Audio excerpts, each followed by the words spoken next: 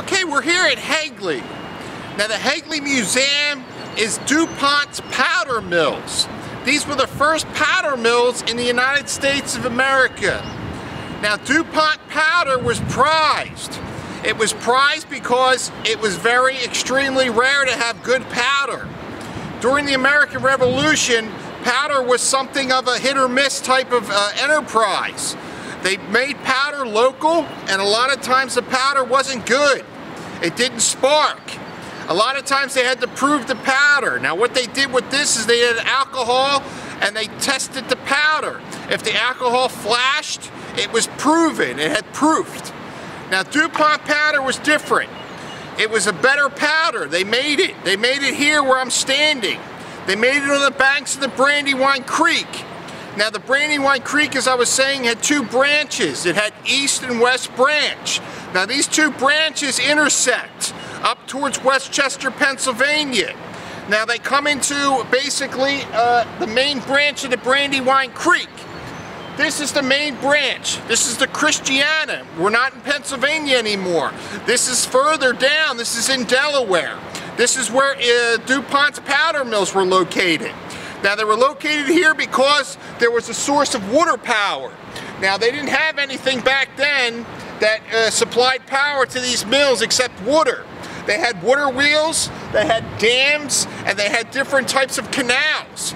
Now these canals would funnel water to certain parts of this facility that made powder. Now DuPont powder wasn't used during the Revolutionary War. The war that it started to be used in was the War of 1812, and also it was used heavily during the Civil War period. They would make kegs like you would see on cartoons. They had a keg, they lit the fuse and it blew up. That's what these look like. The kegs were small, they were made of wood, the original kegs. And then DuPont's powder started to be sold in flasks. Now a flask of powder you can still buy today in a store. Now the kegs, or the flask, the metal flask that DuPont's powder was sold in was ornate. A lot of times he wanted to tell the public, this is my powder, this is what it looks like. It's good powder, used in your shotguns, used in your hunting rifles, which a lot of people did, and a lot of famous people used his powder. Annie Oakley was another person that represented DuPont powders.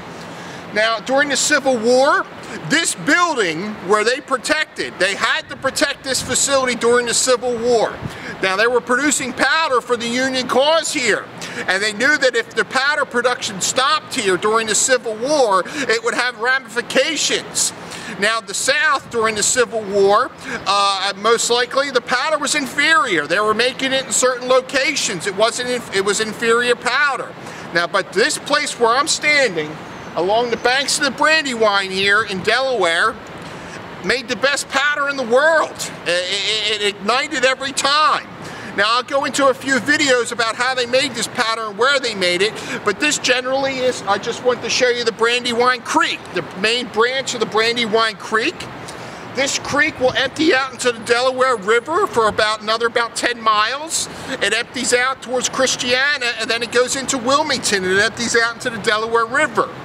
Now here, as you can see, the flow is a little more intense. A lot of times now, with the Brandywine Creek, it's not it doesn't meander. What it does is it starts to flow downhill a little faster. Now what that does is it creates a little more rapids, and it starts to move this creek a little bit faster down to the Delaware, which it's doing today.